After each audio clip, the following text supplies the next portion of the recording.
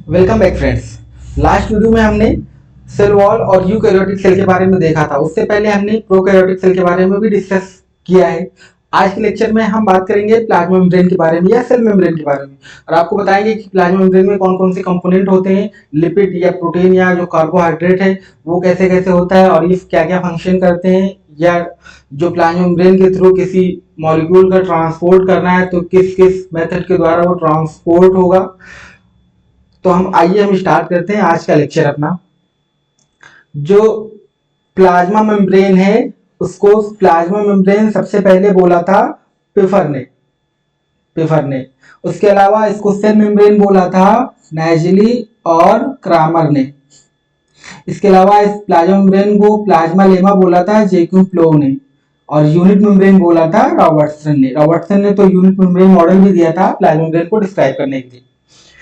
जो plasma membrane होती है ये एब्सोल्यूट रिक्वायरमेंट होती है सभी लिविंग ऑर्गेनिज्म की। प्लाज्मा मेम्ब्रेन होगा ही, क्योंकि प्लाज्मा मेम्ब्रेन क्या करता है, एक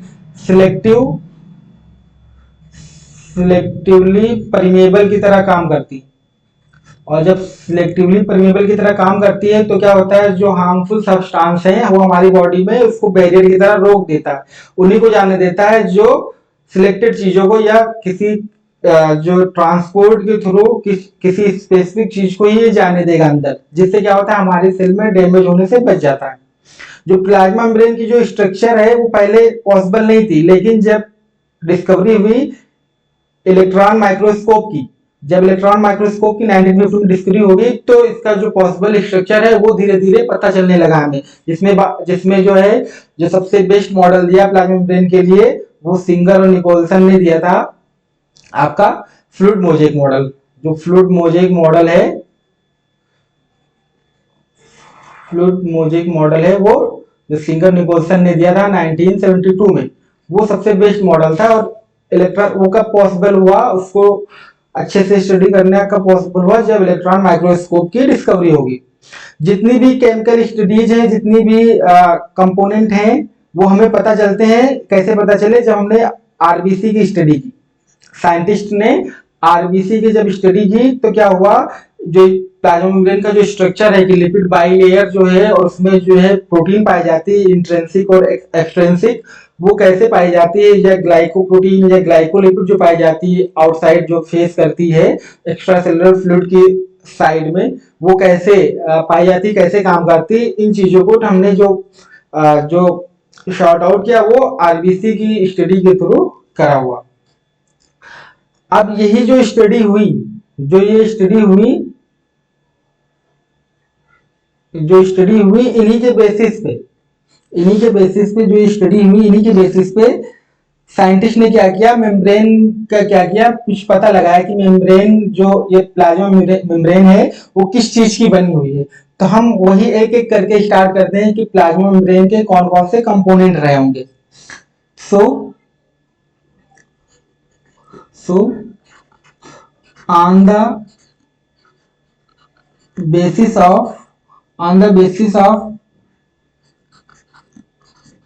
studies on RBCs, scientists found that cell membrane या plasma membrane, cell membrane is composed of, जो आपकी सेल मेम्ब्रेन है वो किन चीजों की बनी होती है। ये कैसे पॉसिबल हुआ, जब उन्होंने आरबीसी की स्टडी करी, और जब उन्होंने देखा, जब स्टडी करी तो उनको 3 कंपोनेंट मिले। सबसे पहले मिला लिपिड, जिसको बताया lipid as a bilayer, lipid जो मिली एज ए बाइलेयर मिली। फिर प्रोटीन्स जो मिली वो 2 तरीके की मिली। एक तो मिली एक्सट्रिंसिक जो बाहर की तरफ पाई जा रही थी, और दूसरी मिली इंट्रिंसिक। इसके अलावा कुछ कार्बोहाइड्रेट्स भी मिले, कार्बोहाइड्रेट्स हाइड्रेट्स। कार्बोहाइड्रेट्स में जो मेनली मिला वो, या तो अगर कार्बोहाइड्रेट्स प्रोटीन के साथ था तो उसको ग्लाइकोप्रोटीन कहा, अगर अटैच था प्रोटीन से तो उसको ग्लाइकोप्रोटीन, और अगर लिपिड से अटैच था तो ग्लाइकोलिपिड। जो कार्बोहाइड्रेट पाया गया वो ग्लाइकोलिपिड के फॉर्म में पाया गया। ठीक है, तो लिपिड, प्रोटीन और कार्बोहाइड्रेट तीन चीजें पाई गई। अब हम एक एक करके इनको डिस्कस करते हैं। सबसे पहले लिपिड, जो आपका लिपिड है, लिपिड्स। लिपिड्स जो है ये एज ए बाइलेयर पाया गया, एज ए बाइलेयर। ये जो पोर्शन बना रहा था ये अप्रॉक्स 40% पाया गया प्लाज्मा मेम्ब्रेन में। ठीक है, कैसे था, जब साइंटिस्ट ने देखा तो कुछ ऐसी स्ट्रक्चर थी, लिपिड बाइलेयर की ऐसी स्ट्रक्चर थी।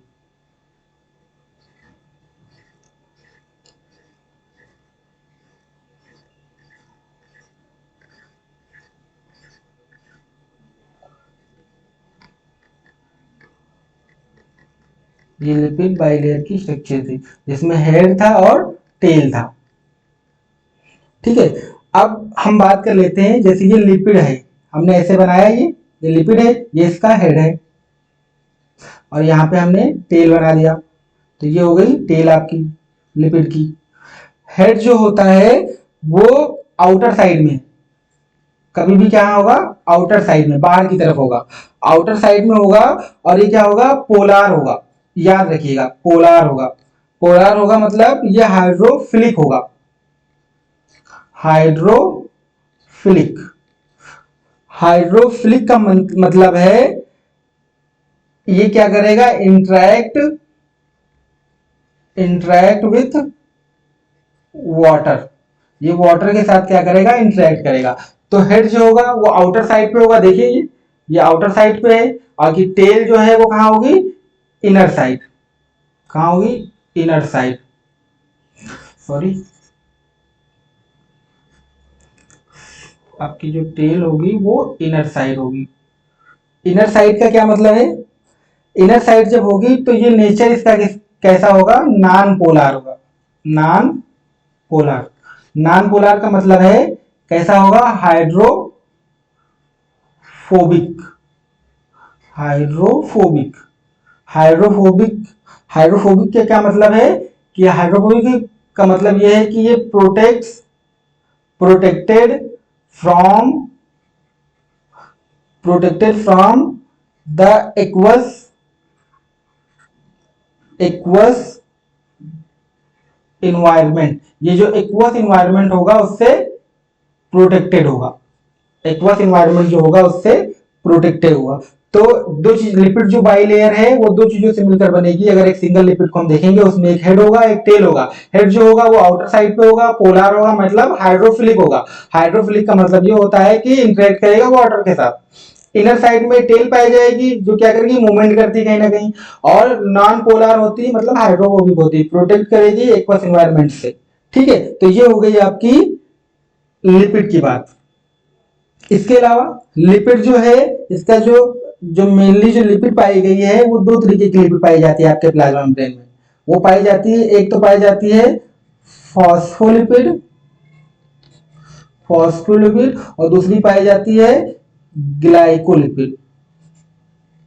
जो फॉस्फोलिपिड है वो दो तरीके की पाई जा सकती है, या तो ग्लिसरोफॉस्फोलिपिड होगा, मतलब ग्लिसरॉल बेस होगा फॉस्फोलिपिड्स, और दूसरा पाया जाता है स्फिंगोलिपिड, मतलब स्फिंगोसिन बेस जो होगी स्फिंगोलिपिड। जो ग्लिसरोफॉस्फोलिपिड है इसके बहुत सारे एग्जांपल है, जैसे फास्फोटाइडिल, एक एग्जांपल है फास्फोटाइडिल कोलिन। फास्फोटाइडिल कोलिन को ही लेसिथिन बोलते हैं, और यही आपके इस बार क्वेश्चन आया हुआ था कि इनमें से कौन सा लिपिड है, तो वो फॉस्फोलिपिड, वहां लेसिथिन दिया हुआ था नाम, फास्फोटाइडिल कोलिन को ही लेसिथिन बोलते हैं। इसका और एग्जांपल है फास्फोटाइडिल फास्फोटाइडिल सेरीन, फास्फोडाइडिल सेरीन, और कौन सा है, फास्फोडाइडिल इनोसिटॉल। ये सब एग्जाम्पल हो गए इसके ग्लिसरोलिपिड के। स्फिंगोलिपिड का जो एग्जाम्पल है वो है स्फिंगोमाइलिन। स्फिंगोमाइलिन, ये जो स्फिंगोमाइलिन है ये पाई जाती है आपकी न्यूरॉन्स में। न्यूरॉन्स, कौन से न्यूरॉन्स, यूकैरियोट के। यूकैरियोट के जो न्यूरॉन्स होते हैं उसमें पाई जाती है। तो ये हो गई फॉस्फोलिपिड के बारे में बात। अब हम जो नेक्स्ट कंपोनेंट था हमारा प्रोटीन, प्रोटीन के बारे में देखते हैं।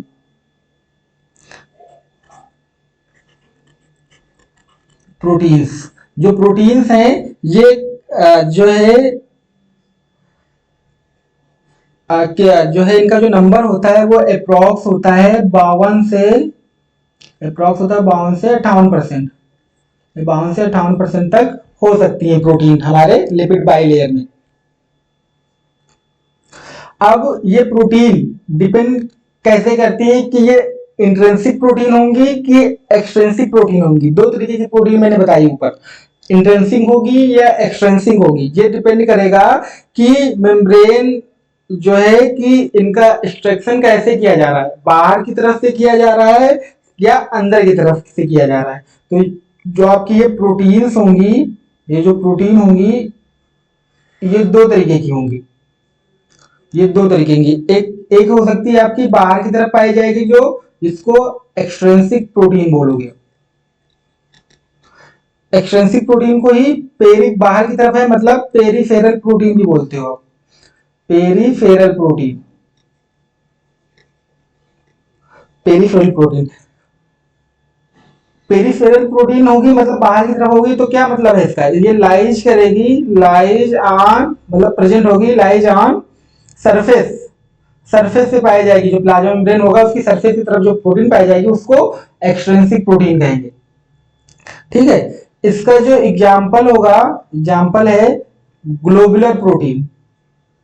ग्लोबुलर प्रोटीन, आइए ग्लोबुलर प्रोटीन क्या है। ग्लोबुलर प्रोटीन जो है उनका एग्जाम्पल है सच एज स्पेक्ट्रिन। स्पेक्ट्रिन, जो स्पेक्ट्रिन है ये आरबीसी की प्रोटीन है, ठीक है, याद रखिएगा स्पेक्ट्रिन। दूसरा है एंकाइरिन, ये भी आरबीसी की प्रोटीन है, एंकाइरिन। और इसके अलावा अब दूसरी जो प्रोटीन है वो हम बात करते हैं इंट्रिंसिक प्रोटीन के बारे में। इंट्रिंसिक प्रोटीन, इंट्रिंसिक प्रोटीन को इसलिए इंट्रिंसिक बोलते हैं क्योंकि ये मेम्ब्रेन, जैसे ये मेम्ब्रेन आपकी बनी हुई थी, ये आपकी मेम्ब्रेन बनी हुई, तभी समझ में आ जाएगा ये कि ये क्या होंगी। एक कुछ प्रोटीन होती है ऐसे लगी होती, लिपिड बाइलेयर है ये आपकी, ये आपकी लिपिड बाइलेयर है।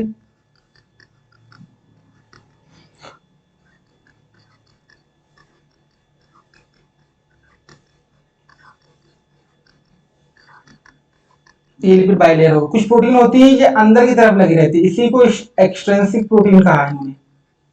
ये एक्सट्रिंसिक है। एक्सट्रिंसिक का मतलब क्या होंगे, ये देख रहे हो ये मेम्ब्रेन है, ये मेम्ब्रेन है, और कोई चीज जब मेम्ब्रेन को क्रॉस कर जाती है तो उसको हम बोल देते हैं transmembrane protein. Transmembrane protein, transmembrane protein. और जो एक्सट्रिंसिक प्रोटीन होगी वो कहीं ना कहीं यहां लगी होंगी ऐसे।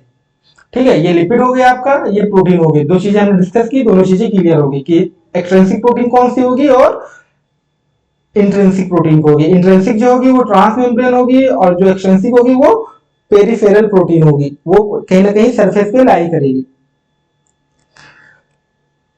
ये जो ट्रांस मेम्ब्रेन होगी आप देख रहे हो ये अंदर धसी हुई है, ये धसी हुई है, तो इसका मतलब जो ट्रांस मेम्ब्रेन प्रोटीन होगी वो क्या होगी, बरीड बरीड इन मेम्ब्रेन, मेम्ब्रेन में धसी हुई होगी अंदर की साइड। ठीक है, और धसी हुई होती है इसीलिए इसको हम बोलते हैं also known as tunnel protein. Tunnel की तरह अंदर धसी हुई होती है इसीलिए इसको हम टनल प्रोटीन कहते हैं। इसका जो एग्जाम्पल है आपका वो है ग्लाइकोफोरिन। ये सिंगल पास होती, सिंगल पास, मतलब एक बार क्रॉस करेगी मेम्ब्रेन को। अभी बता देते हैं कि सिंगल पास क्या है और मल्टी पास क्या है। इसके अलावा दूसरा एग्जांपल है जी प्रोटीन कपल्ड रिसेप्टर, ये 7 पास होती है, 7 पास मतलब 7 बार पास करेगी। अभी बता देते हैं ये जीपीसीआर क्या है, जी प्रोटीन कपल्ड रिसेप्टर, ये सिग्नलिंग कराता है जो ट्रांस मेम्ब्रेन प्रोटीन्स, जो ट्रांस मेम्ब्रेन सिग्नल होते हैं उनका सिग्नलिंग कराता है। अब हम समझ लेते हैं, आपको बता देते हैं कि ग्लाइकोप्रोटीन सिंगल पास और मल्टी पास क्या मतलब क्या है। मान लीजिए ये आपकी प्लाज्मा मेम्ब्रेन है, ये प्लाज्मा मेम्ब्रेन समझ लीजिए ऐसे। कोई प्रोटीन क्या करे, ये इसका एन टर्मिनल होगा, ये सी टर्मिनल होगा, ये एन है और ये सी है, ठीक है। कोई किसी प्रोटीन का 2 टर्मिनल होते हैं, एक एन होता है एक सी होता है, तो एक ही बार ये क्रॉस कर रही है, तो ये हो गई सिंगल पास। मल्टी पास या 7 पास क्या कहेंगे, ये यहां से स्टार्ट हुई 1 2 3 4 5 6 7, ये हो गया एन टर्मिनल, ये हो गया सी टर्मिनल। तो 7 पास का मतलब 7 बार जो है आपकी प्लाज्मा मेम्ब्रेन को पास करेगी, और 1 पास का कि एक ही बार पास करेगी। अब ये एन और सी टर्मिनल ये बाहर की तरफ हो सकता है एन और अंदर की तरफ भी हो सकता है, तो ये डिपेंड करेगा प्रोटीन पे। आप यहाँ पर इतने ही समझिए कि जो जो एक्सट्रिंसिक प्रोटीन है उसका एग्जांपल आपका स्पेक्ट्रिन और एंकाइरिन है, जबकि इंट्रिंसिक प्रोटीन जो है उसका एग्जांपल आपका ग्लाइकोप्रोटीन और जीपीसीआर है। और ये कैसे कैसे हैं, वो सिंगल पास और ये मल्टी पास एवं 7 पास, ठीक है। जो रेशियो होता है एक्सट्रिंसिक प्रोटीन और इंट्रिंसिक प्रोटीन का, वो होता है 30% पाई जाएगी आपकी इंट्रिंसिक प्रोटीन, जबकि 70% पाई जाएगी आपकी इंट्रिंसिक प्रोटीन। जो एक्सट्रिंसिक प्रोटीन होगी वो 30% और इंट्रिंसिक जो होगी वो 70%। ये भी क्वेश्चन आया हुआ है एग्जाम में, असिस्टेंट प्रोफेसर का एग्जाम हुआ है, उसमें क्वेश्चन आया हुआ कि जो इंट्रिंसिक प्रोटीन है और एक्सट्रिंसिक प्रोटीन है उसका परसेंटेज कितना होता है। अभी राजस्थान में पेपर हुआ, उसी में क्वेश्चन आया हुआ, तो ये याद रखिएगा, आपकी नीट में भी क्वेश्चन आ सकता है। सिंपल सा क्वेश्चन है ये और पूछा जा सकता है आपसे। इसके अलावा तीसरा कंपोनेंट हमने बताया था कार्बोहाइड्रेट, और बताया हुआ था कार्बोहाइड्रेट तीसरा कंपोनेंट था हमारा कार्बोहाइड्रेट्स। जो कार्बोहाइड्रेट है ये अगर लिपिड के साथ ज्वाइन है या प्रोटीन के साथ ज्वाइन है, दो ही चीज से ज्वाइन हो सकते हैं। अगर लिपिड के साथ ज्वाइन है तो इनको हम बोलेंगे ग्लाइकोलिपिड, और अगर प्रोटीन के साथ ज्वाइन है कार्बोहाइड्रेट तो उसको बोलेंगे हम ग्लाइकोप्रोटीन। तो कुछ बस सिंपल सा है, अगर लिपिड से है तो ग्लाइकोलिपिड, अगर प्रोटीन से है तो ग्लाइकोप्रोटीन। ये जो आपका कार्बोहाइड्रेट होगा, कार्बोहाइड्रेट इसका नेचर क्या होगा, ये होगा ओलिगोसेकेराइड। ओलिगोसेकेराइड मतलब कार्बोहाइड्रेट आपने पढ़ा होगा मोनोसेकेराइड, ओलिगोसेकेराइड और पॉलीसेकेराइड। तो कार्बोहाइड्रेट का जो नेचर होगा वो ओलिगोसेकेराइड होगा। ये ओलिगोसेकेराइड होगा और क्या होगा, कोवेलेंटली लिंक होगा। जो कार्बोहाइड्रेट होगा वो कोवेलेंटली लिंक होगा। कोवेलेंटली का मतलब जब आपको इसको डिटैच करना होगा तो ये इजिली डिटैच नहीं होगा, ठीक है, ये इजिली डिटैच नहीं होगा। कोवेलेंट बॉन्ड मतलब ये स्ट्रॉन्ग बॉन्ड होता है। कोवेलेंटली लिंक्ड टू बोथ, क्या लिपिड के साथ भी हो सकता है और प्रोटीन के साथ भी, both lipid and protein, lipid और प्रोटीन दोनों के साथ ये कोवेलेंटली लिंक्ड हो सकता है, ठीक है। अगर लिपिड के साथ होगा तो ग्लाइकोलिपिड, प्रोटीन के साथ होगा तो ग्लाइकोप्रोटीन। जो ये कोवेलेंटली लिंक्ड है इसके थ्रू 2 अमाइनो एसिड भी जुड़े रहते हैं। जो कोवेलेंटली लिंक्ड है इसके थ्रू 2 अमाइनो एसिड भी जुड़े रहते हैं।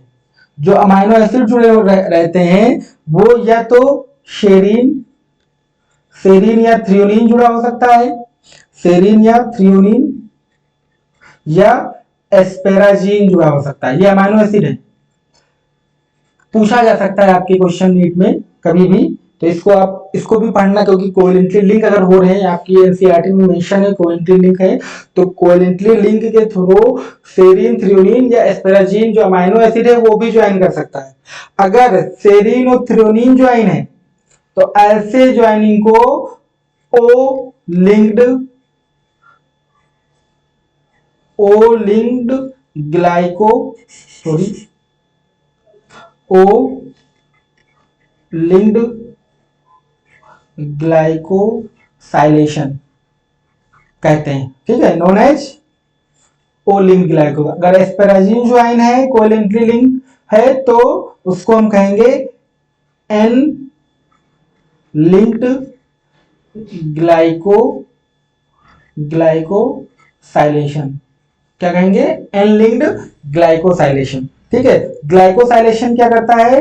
ये प्रोटीन फोल्डिंग जो होती है आपकी, उसमें हेल्प करता है,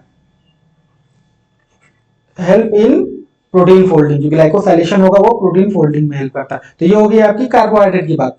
अब जो ये फोल्ड एन लिंक कर रहा है, ओ लिंक कर रहा है, तो ये करता क्या होगा सेल में?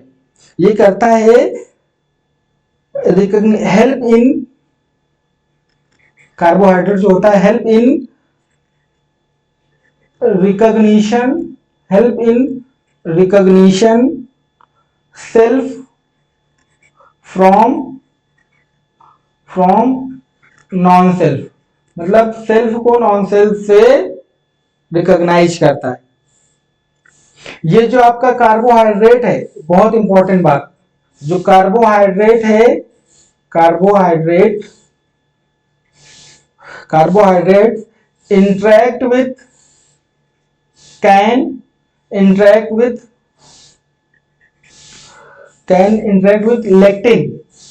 लेक्टिन के साथ इंटरेक्ट कर सकते हैं। और लेक्टिन क्या है? लेक्टिन जो है ये शुगर बाइंडिंग प्रोटीन है।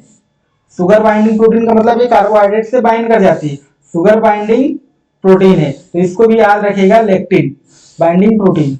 लेक्टिन के बारे में याद रखिएगा, ये पूछा जा सकता है कार्बोहाइड्रेट से जो प्रोटीन बाइंड करती है उसका क्या नाम है? तो वो है लेक्टिन। ठीक है, तो ये हो गया आपका तीनों कंपोनेंट के बारे में। अब हम देख लेते हैं जो प्लाज्मा मेम्ब्रेन, जो इन तीनों चीजों को डिस्क्राइब करने के लिए जो कुछ मॉडल दिए गए प्लाज्मा मेम्ब्रेन को डिस्क्राइब करने के लिए, तो हम यहां पे डिस्कस करते हैं अब मॉडल्स फॉर प्लाज्मा मेम्ब्रेन।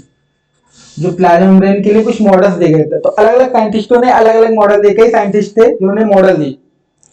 जो पहला मॉडल था वो था यूनिट, केवल हम नाम लिख लेते हैं बस, इनके बारे में कुछ नहीं पढ़ेंगे, ये आपकी एनसीईआरटी में है भी नहीं और ये इंपॉर्टेंट भी नहीं, इससे क्वेश्चन भी नहीं पूछे जाते। हाँ, हम ये पढ़ लेंगे कि कौन सा मॉडल था और किसने दिया था, डिस्कवरी किसने की थी। यूनिट मेम्ब्रेन मॉडल, जो यूनिट मेम्ब्रेन मॉडल है ये दिया था रॉबर्टसन ने, पहला मॉडल था। दूसरा मॉडल जो था वो दिया था सैंडविच मॉडल। दूसरा मॉडल था सैंडविच मॉडल। ये सैंडविच मॉडल दिया था डेनियल एंड डेवसन ने, डेनियल और डेवसन ने ये मॉडल दिया था। ठीक है, तीसरा मॉडल है जो बहुत ही मोस्ट एक्सेप्टेड मॉडल है प्लाज्मा मेम्ब्रेन का, वो था fluid mosaic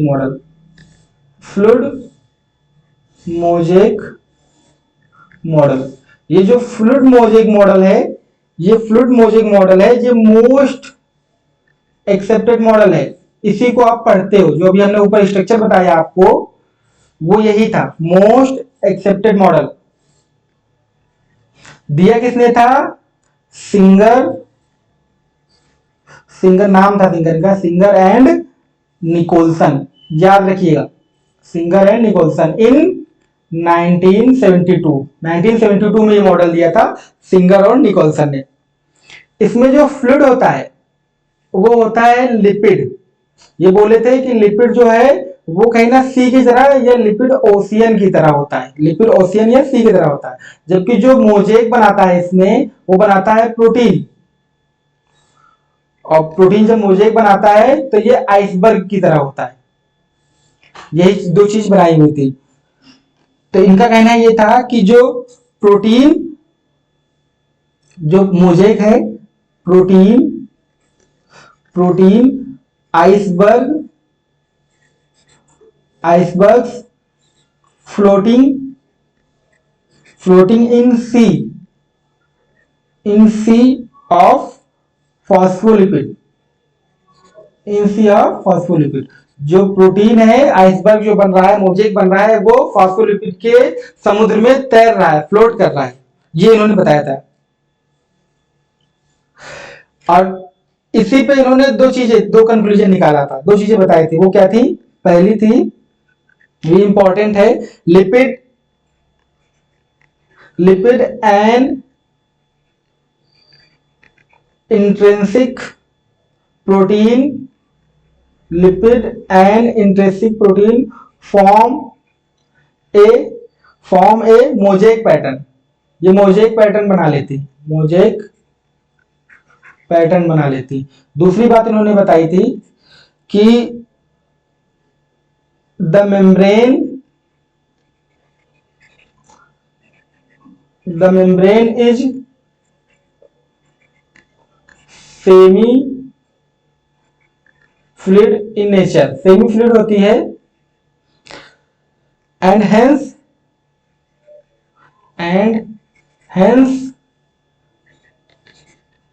lipid molecules and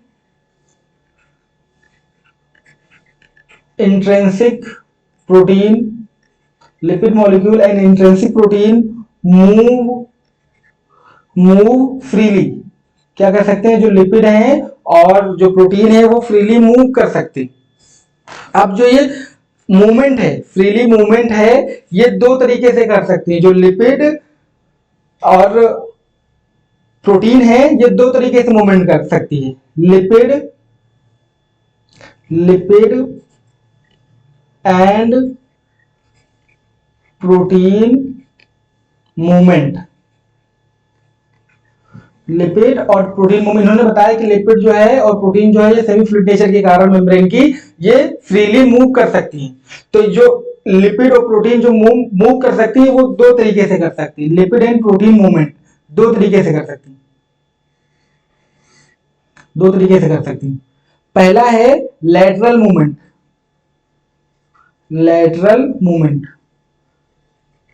और दूसरा है फ्लिप फ्लॉप मूवमेंट। जो लेटरल मूवमेंट होगा,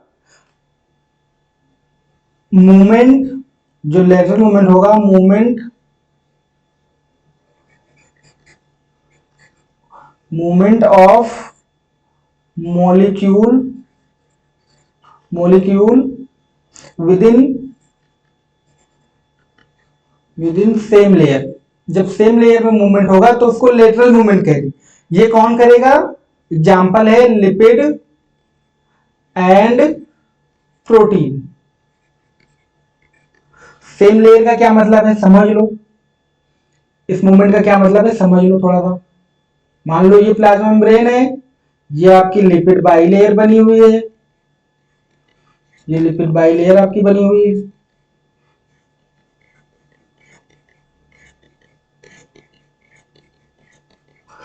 क्या हो कि लेटरल मूवमेंट कैसे होगा? ये वाला जो लिपिड मॉलिक्यूल है, ये मूव करके यहां आ जाए, ये वाला जो लिपिड मॉलिक्यूल है यहां आ जाए, मूव करके। मतलब क्या है? सेम लेयर में, ये अपर लेयर है, ये लोअर लेयर है, मान लो लोअर लेयर है। तो अपर लेयर में ही मूवमेंट कर रहा है कोई लिपिड, और लोअर लेयर वाला लोअर लेयर में ही मूवमेंट कर रहा है। तो ऐसे मूवमेंट को हम लेटरल मूवमेंट करते हैं, movement of molecule with in same layer. ठीक है, और ये कौन कर सकता है? ये लिपिड भी कर सकते हैं और प्रोटीन भी कर सकते हैं। दूसरा देखते हैं फ्लिप फ्लॉप मूवमेंट का क्या मतलब है? ये एक होता है ट्रांजिशनल मूवमेंट, इसको ट्रांजिशनल मूवमेंट भी कहते हैं। Transitional movement, also known as transitional movement. Transitional movement क्यों कहते हैं? क्योंकि movement of molecule movement of molecule across the layer, या अक्रॉस द लेयर का मतलब क्या है? From one layer to another layer, मतलब अपर लेयर में है अगर तो लोअर लेयर में चला जाए। कैसे? ये प्लाज्मा मेम्ब्रेन है आपका, अभी एग्जांपल भी बता देते हैं। ये आपका प्लाज्मा मेम्ब्रेन है, ठीक है, ये प्लाज्मा मेम्ब्रेन है आपका।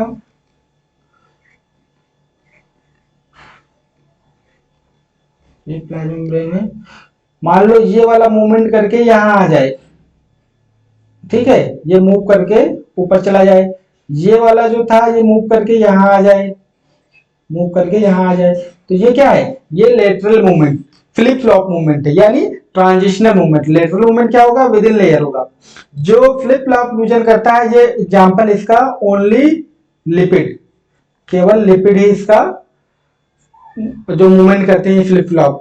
प्रोटीन नहीं कर पाती। प्रोटीन क्या करेंगी? लेटरल मूवमेंट करेंगी। तो इसको याद रखिएगा। जो एबिलिटी है मेम्ब्रेन को मूव करने की, चाहे वो लेटरल मूवमेंट हो चाहे वो फ्लिप फ्लॉप मूवमेंट हो, ये क्यों हो पाती है? Due to fluidity of plasma membrane. तो एक लाइन लिख लेते हैं हम, इंपॉर्टेंट लाइन है कि जो मूवमेंट है ये किसके रीजन से हो सकता है? यहां पे हम एक लाइन लिख लेते हैं, the ability to move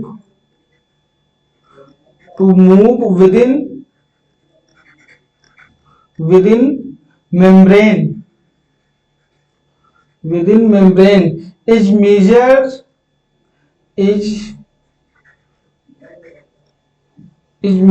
as fluidity. Fluidity के बेसिस पे इसको मेजर करते हैं। अब इसी पे फ्लूइडिटी पे कि उसमें लिपिड कितना है या प्रोटीन कितना है, तो कैसी फ्लूइडिटी उसकी है मेम्ब्रेन की, इस पे ये डिपेंड करेगा कि मूवमेंट कैसा है। बहुत सारे टाइप के मूवमेंट होते हैं, जैसे स्लीप पेज प्रोटीन है, फ्लो पेज प्रोटीन है, वो स्क्रैम्बल है, वो हम यहाँ पे डिस्कस नहीं करेंगे क्योंकि आपके सिलेबस में भी नहीं और आपसे पूछा भी नहीं जाएगा। लेकिन आप ये बस जान लीजिए कि जो मूवमेंट है, जो एबिलिटी है मूवमेंट की, मेम्ब्रेन को मूव करने की, वो फ्लूइडिटी के बेसिस पे हम मेजर करते हैं।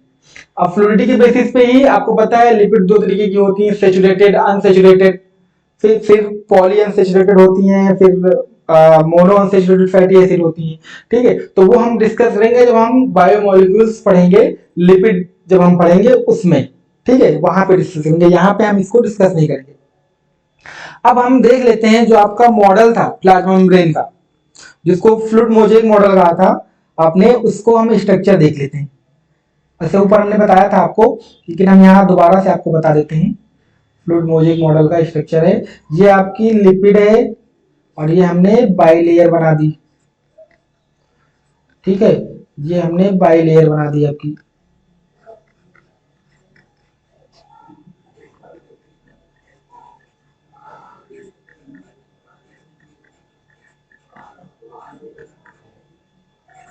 ये हमने बाइलेयर आपकी बना दी, ठीक है।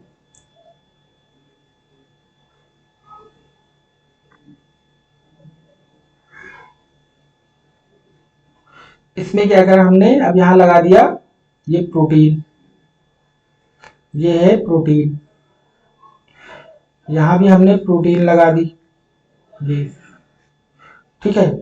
ये हो गई आपकी इंट्रिंसिक प्रोटीन,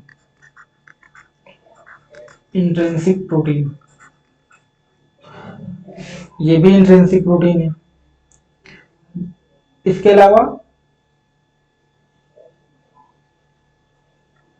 कुछ प्रोटीन बाहर की तरफ होंगी, ये बाहर की तरफ है, ये हो गई एक्सट्रिंसिक प्रोटीन,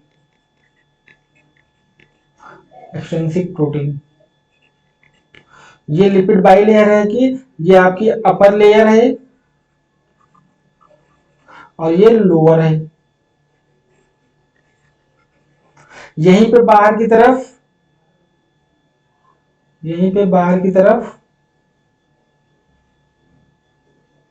यहीं बाहर की तरफ ग्लाइकोप्रोटीन पाया जाएगा, ऐसे लगा हुआ बाहर की तरफ, कार्बोहाइड्रेट बाहर की तरफ ऐसे निकल रहा हुआ, ये हो गई आपकी कार्बोहाइड्रेट, ये हो गई आपकी कार्बोहाइड्रेट। ठीक है, तो ये फ्लूइड मोजेक मॉडल है, fluid mosaic model of plasma membrane, ये प्लाज्मा मेम्ब्रेन का फ्लूइड मोजेक मॉडल है। तो हमने यहाँ पे देख लिया स्ट्रक्चर के बारे में कि जो प्लाज्मा मेम्ब्रेन है वो कैसे कैसे स्ट्रक्चर होता है और इसके क्या क्या कंपोनेंट होते हैं। अब हम देख लेते हैं प्लाज्मा मेम्ब्रेन के फंक्शन के बारे में। और सब आपको पता है जो फंक्शन है प्लाज्मा मेम्ब्रेन का, सबसे जो मेन फंक्शन है वो जो फंक्शन है आपका वो होता है इसके ट्रांसपोर्ट का। तो हम वो भी पढ़ेंगे।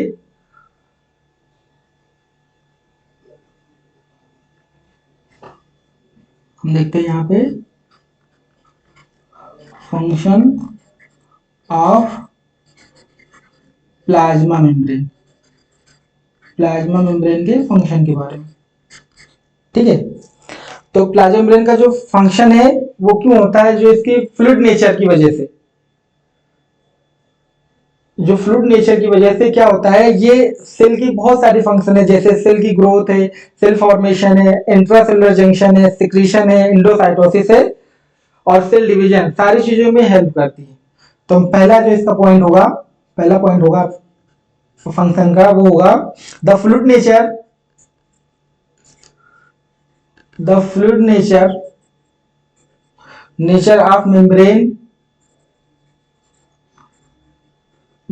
is important in various functions such as, कौन कौन से फंक्शन है, जैसे सेल की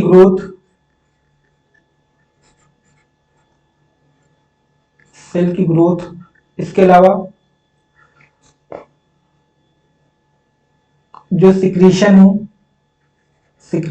इसके अलावा एंडोसाइटोसिस, अभी हम डिस्कस करेंगे आगे एंडोसाइटोसिस क्या है, फिर उसमें पिनोसाइटोसिस और फेगोसाइटोसिस वो भी डिस्कस करेंगे, एक्जियोसाइटोसिस भी डिस्कस करेंगे और इसके अलावा सेल डिवीजन। ये काम है प्लाज्मा मेम्ब्रेन के जो फ्लूइड नेचर के कारण हो पाते हैं। इसके अलावा प्लाज्मा मेम्ब्रेन जो होती है वो होती है आपकी, दूसरा जो फंक्शन है plasma membrane is selectively permeable. Selectively permeable का मतलब यह है कि जो चीजें होंगी, जो चीजें लिपिड बाइलेयर को क्रॉस करेंगी वही चीजें करेंगी जो लिपिड नेचर की होंगी, मतलब सारी ही जो सब्सटेंस होंगे उनको क्रॉस नहीं करने देगा, जिससे क्या होगा, ये कहीं ना कहीं प्रोटेक्शन का भी काम करेगा आपकी बॉडी का। इसके अलावा थर्ड फंक्शन है आपका जो बहुत इंपॉर्टेंट है, plasma membrane allow the transport. Plasma membrane क्या करता है, ट्रांसपोर्ट भी कराता है, transport of molecules ions etc across plasma membrane। अब जो ये ट्रांसपोर्ट है, जो क्रॉस ट्रांसपोर्ट है, ये ट्रांसपोर्ट दो तरीके से प्लाज्मा मेम्ब्रेन करती है। जो ये ट्रांसपोर्ट है, ये ट्रांसपोर्ट दो तरीके से करती है, ट्रांसपोर्ट अक्रॉस प्लाज्मा मेम्ब्रेन। जो प्लाज्मा मेम्ब्रेन जो ट्रांसपोर्ट करती है वो दो तरीके से कर सकती है, या तो वो बिना एनर्जी के कर लेगी, जब बिना एनर्जी के करेगी तो ऐसे को हम कहेंगे पैसिव ट्रांसपोर्ट। पैसिव ट्रांसपोर्ट, या तो वो एनर्जी लेके करेगी तो उसको कहेंगे एक्टिव ट्रांसपोर्ट। अब जो ये पैसिव ट्रांसपोर्ट या एक्टिव ट्रांसपोर्ट है, ट्रांसपोर्ट जो है पैसिव ट्रांसपोर्ट या एक्टिव ट्रांसपोर्ट, ये कैसे करेगी? पैसिव ट्रांसपोर्ट तब करेगी जब एक साइड पे सेल का कंसंट्रेशन बहुत ज्यादा हो, दूसरी साइड पे कम हो, तो क्या होगा, जो मॉलिक्यूल होगा या आयंस होगा वो क्या करेगा, हाई कंसंट्रेशन से लोअर कंसंट्रेशन की तरफ ट्रेवल कर जाएगा।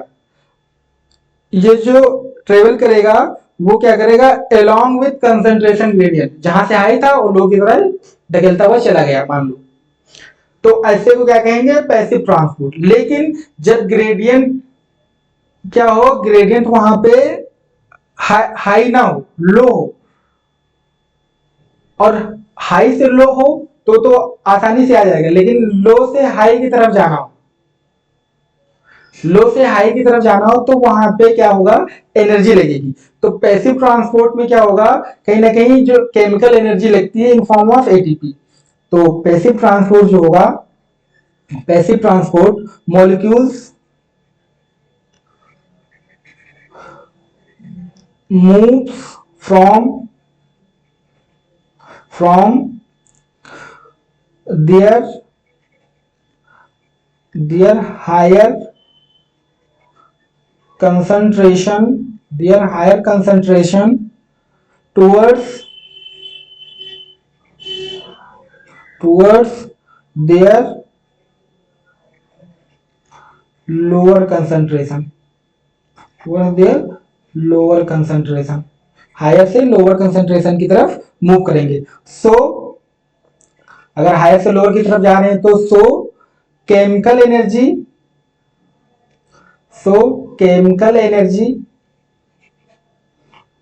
एनर्जी क्या होगी, एटीपी इज नॉट रिक्वायर्ड। अगर केमिकल एनर्जी नहीं रिक्वायर्ड है तो ये प्रोसेस क्या हो जाएगी, खुद ही हो जाएगी।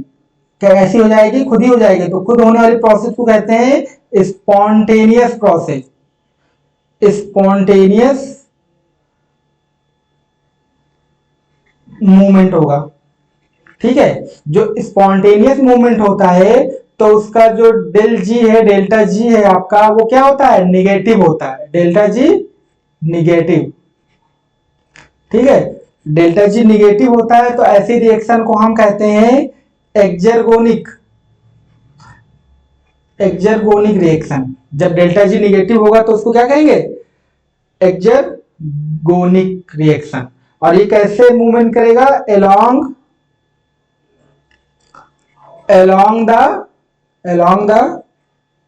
along the concentration gradient। जो आपका कंसंट्रेशन ग्रेडियंट है उसके साथ साथ फंक्शन करेगा, ठीक है। अब दूसरा हम देख लेते हैं एक्टिव ट्रांसपोर्ट। जो एक्टिव ट्रांसपोर्ट करेगा वो क्या करेगा, मॉलिक्यूल्स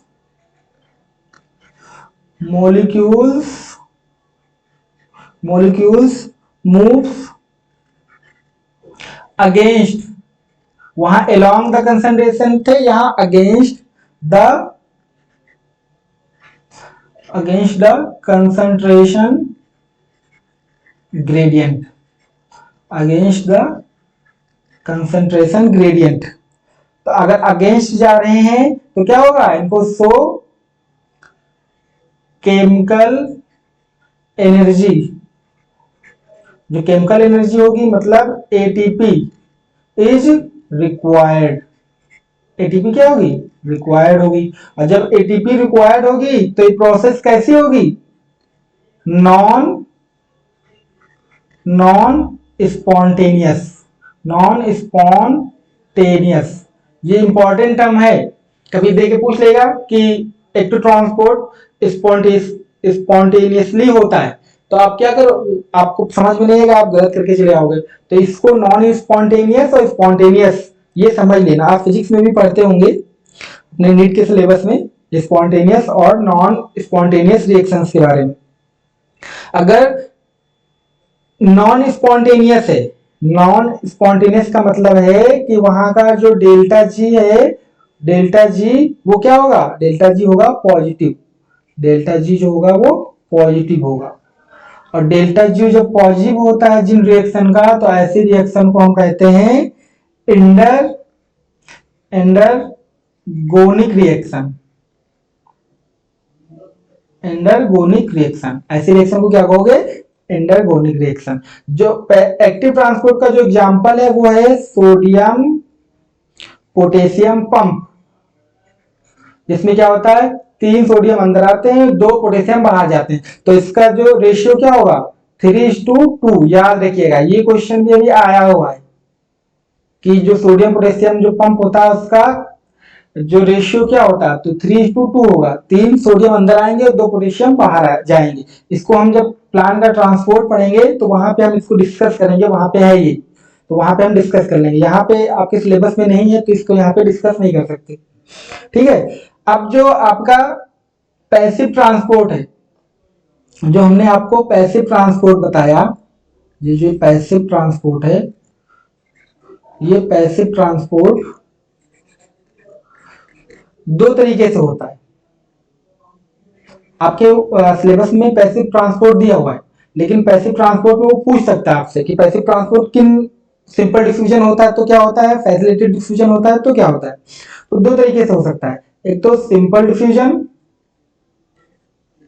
सिंपल डिफ्यूजन, और दूसरा है फैसिलिटेटेड डिफ्यूजन। क्या है, फैसिलिटेटेड डिफ्यूजन। जो सिंपल डिफ्यूजन होगा वो इस बात पे डिपेंड करेगा कि जो कोई मॉलिक्यूल है वो कितना हाइड्रोफोबिक है। हाइड्रोफोबिक का मतलब क्या है कि लिपिड कि नेचर का कितना है, उसमें उसमें लिपिड जो नेचर है वो कितना है, जितना लिपिड नेचर होगा उतने ज्यादा वो डिफ्यूज होगा वो मॉलिक्यूल। तो जो सिंपल डिफ्यूजन के जो एग्जांपल हैं जैसे आपको ऑक्सीजन, कार्बन डाइऑक्साइड, इसके अलावा स्टेरॉइड हार्मोन, स्टेरॉइड हार्मोन। अभी क्वेश्चन आया हुआ था कि इनमें से किनका जो रिसेप्टर है वो प्लाज्मा मेम्ब्रेन होता है। तो स्टेरॉइड जो हार्मोन होंगे इनका जो रिसेप्टर होगा, याद रखिएगा रिसेप्टर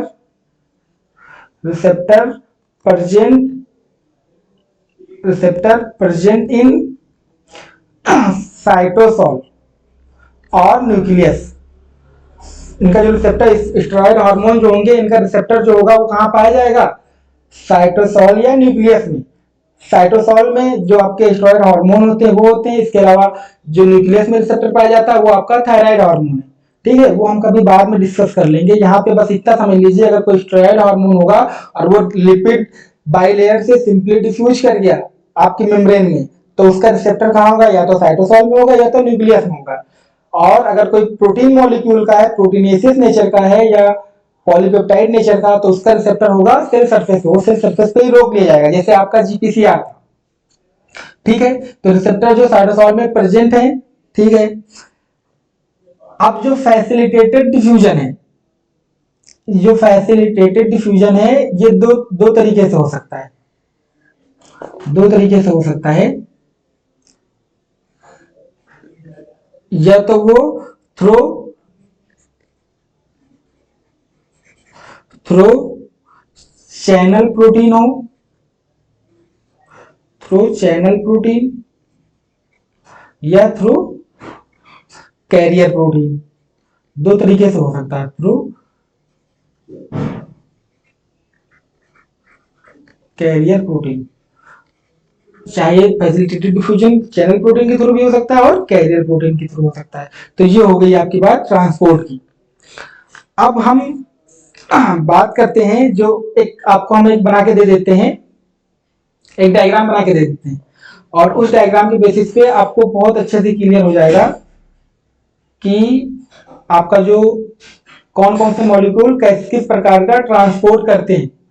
ये एक्स्ट्रा हो जाएगा, लेकिन आप इसको पढ़ लीजिएगा तो आपको इजी हो जाएगा ये चीज, ठीक है। मान लीजिए ये कोई आपकी मेम्ब्रेन है, ये आपकी मेम्ब्रेन है, ठीक है, ये मेम्ब्रेन आपकी है। ये आपकी मेम्ब्रेन है, लिपिड बाइलेयर है।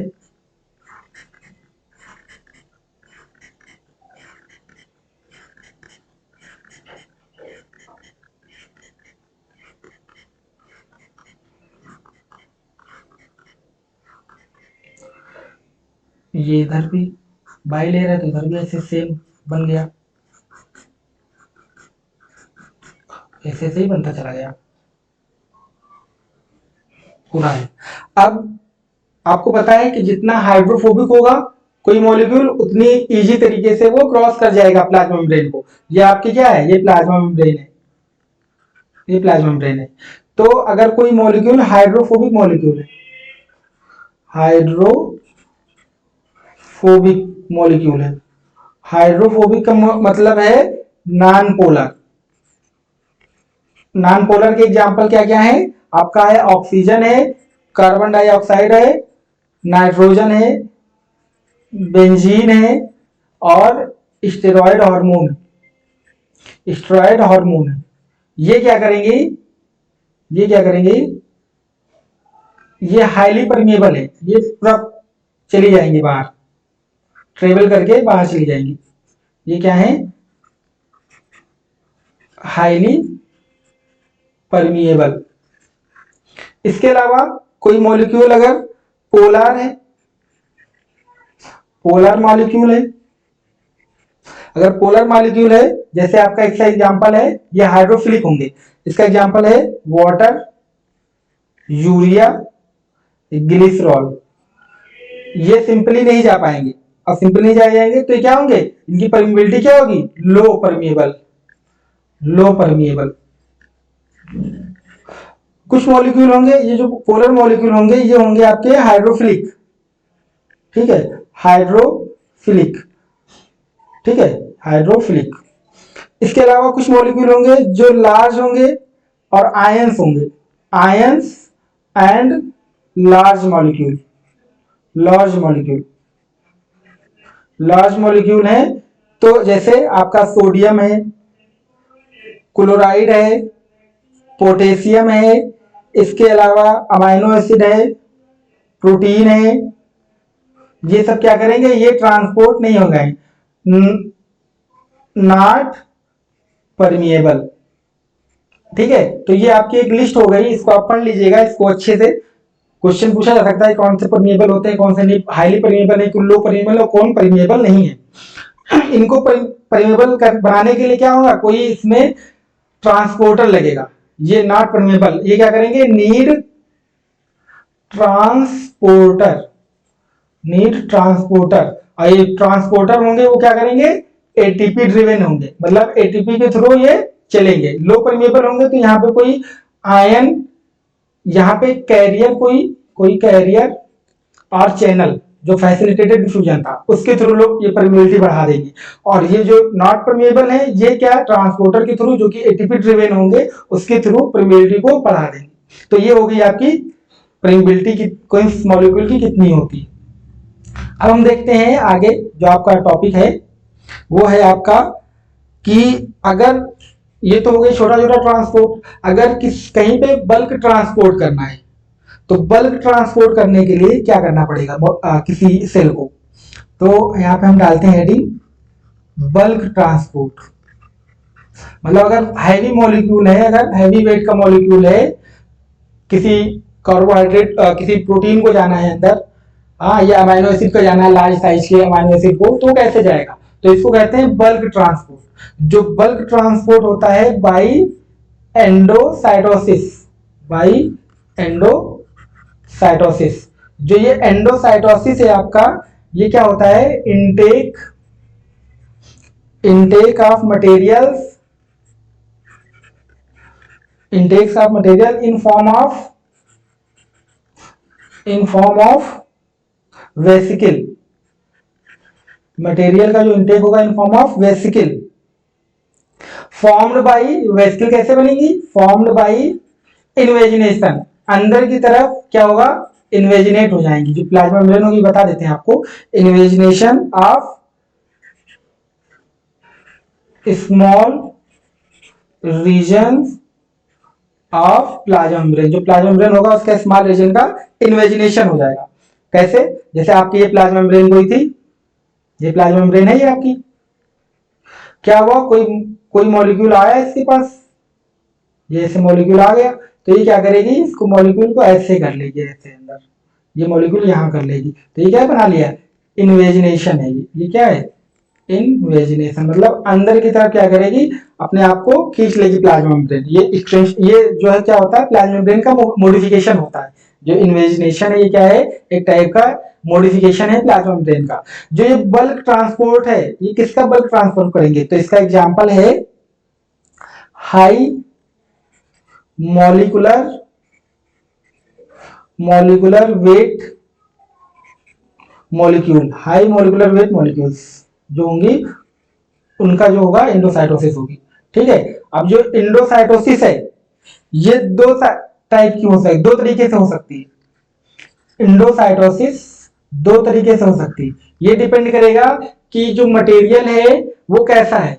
अगर जो सब्सटेंस है, जो हाई मॉलिक्यूलर वेट का जो सब्सटेंस है उसका नेचर अगर फ्लूइड है, अगर फ्लूइड है तो वहां पे होगा पिनोसाइटोसिस। पिनोसाइटोसिस पिनोसाइटोसिस में क्या होगा, known as fluid for fluid material. और अगर कहीं पे सॉलिड होगा, अगर कोई सॉलिड मटेरियल होगा तो वहां पे वो करेगा फैगोसाइटोसिस। फैगोसाइटोसिस के लिए होगी फॉर सॉलिड मटेरियल। एंडोसाइटोसिस दो तरीके की होगी, अगर कोई फ्लूइड मटेरियल है तो पिनोसाइटोसिस कर लेगा, अगर सॉलिड मटेरियल है तो फैगोसाइटोसिस कर लिया। जो फ्लूइड मटेरियल का जो पिनोसाइटोसिस जो होता है इसको बोलते हैं cell drinking, known as cell drinking. Pinocytosis को आप बोलोगे सेल ड्रिंकिंग। जो सॉलिड मटेरियल को ईट करेगा तो उसको क्या बोलेंगे, cell, known as cell eating, इसको क्या बोलेंगे, सेल ईटिंग। ये ड्रिंक करेगी, ये फ्लूइड नेचर का होगा कहीं ना कहीं तो ड्रिंक कर लेगी, अगर ये सॉलिड नेचर का तो ईट कर लेगी, खा लेगी उसको।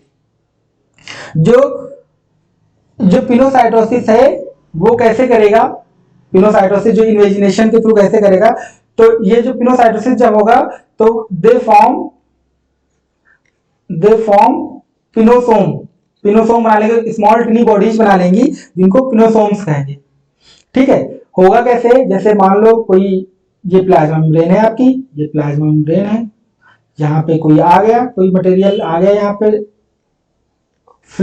कोई फ्लूइड आ गया, ये क्या करेगी, ये फ्लूइड जैसे आया ये क्या करेगी, इन्वेजिनेट कर लेगी ऐसे अपने अंदर ये फ्लूइड, और ऐसे ऐसे ऐसे ऐसे बना देगी। अब जैसे ये बना दिया इसने तो फ्लूइड कर लिया, तो क्या करेगी, जो भी इसका सेल का शेप होगा उसको पी लेगी, तो इसी को बोलते हैं सेल ड्रिंकिंग। फैगोसाइटोसिस में क्या होगा, जो सेल होगी आपकी वो क्या करेगी, मान लो आपकी ये प्लाज्मा मेम्ब्रेन है, कोई सॉलिड मटेरियल आ गया यहाँ पे, ये प्लाज्मा मेम्ब्रेन है आपकी, ये आपका कोई सॉलिड है आया, इसने क्या किया, ये ऐसे बना लिया इसने, ऐसे ये सॉलिड मटेरियल ऐसे आ गया। फिर थोड़ी देर के बाद क्या होगा, ये जो प्लाज्मा मेम्ब्रेन था ये आपको पता है ये सेल्फ सीलिंग नेचर का होती है, ये प्लाज्मा मेम्ब्रेन ऐसे हो गया और ये पिंच ऑफ करके गिर गई नीचे और बना दिया वेसिकल। और ये वेसिकल जब बनाया, सेल्फ सीलिंग नेचर का, ये अपने आप सील हो जाएगी, ये वेसिकल बन गया, और वेसिकल कहाँ चला जाएगा, लाइसोसोम में। अब ये जब ये लाइसोसोम में गोज टू लाइसोसोम, और लाइसोसोम में क्या होगा, फैगोसाइटोसिस हो जाएगी, ठीक है। तो ये हो गया सेल ईटिंग और सेल ड्रिंकिंग, पिनोसाइटोसिस और फैगोसाइटोसिस। जो पिनोसाइटोसिस किन चीजों का होगा, इसका एग्जांपल है जैसे आपका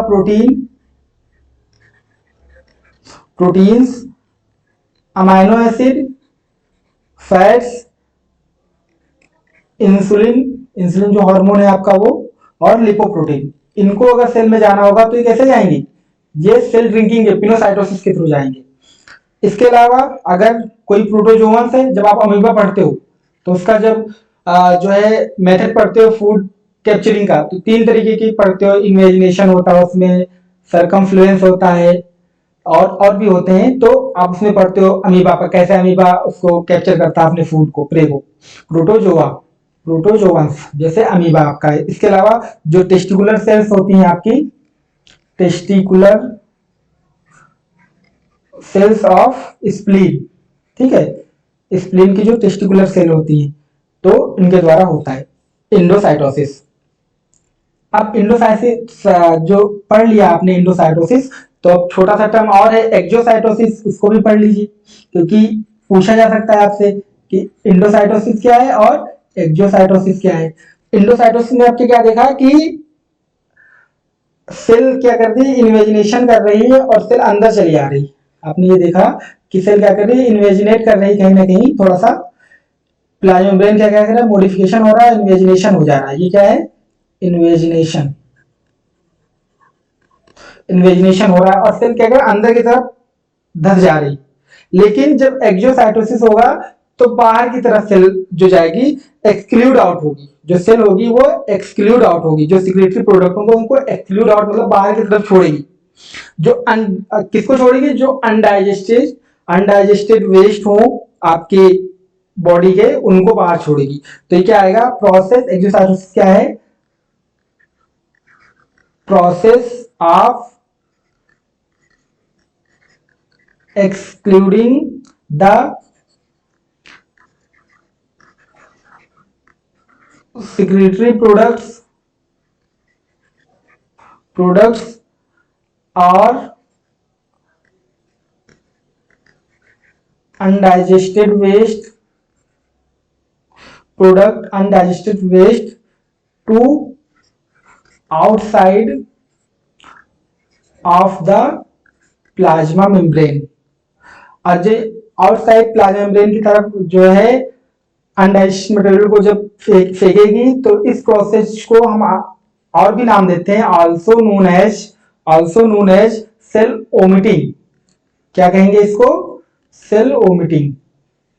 और इसको कहते हैं ईफेजी, ईफेजी।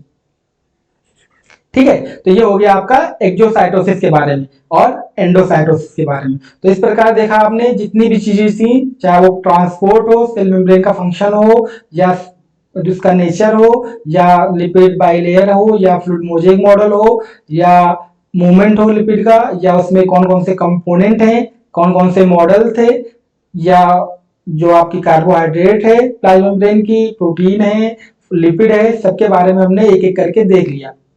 और जितनी भी चीजें थी हमने सारी चीजें कवर कर ली, आपकी एनसीईआरटी से सारी चीजें कवर है, और थोड़ी चीजें एक्स्ट्रा भी हैं क्योंकि क्वेश्चंस आपके कभी कभी आ जाते हैं। तो इस लेक्चर को आप अच्छे से पढ़िएगा, नोट्स बना लीजिएगा।